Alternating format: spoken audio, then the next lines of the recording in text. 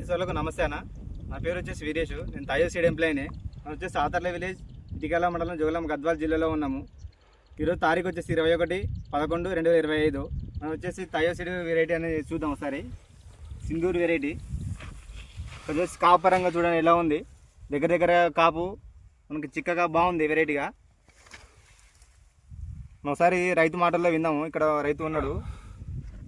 నా పేరు రాధాకృష్ణ, మా నాయన పేరు మున్న, సాతార్ల గ్రామం, ఇటుకాల మండలం, జోగులాంబ, గద్వాల జిల్లా. తాజా సీడ్స్ వారి సింధూర్ అనే వెరైటీ 5 ఎకరాలకి వేసుకోండి. సాయిరామ్ అంగట్లో అవజలో తెచ్చినాను. ఈ వెరైటీ ఎట్లా ఉందన్న ఈ వెరైటీ మీకు?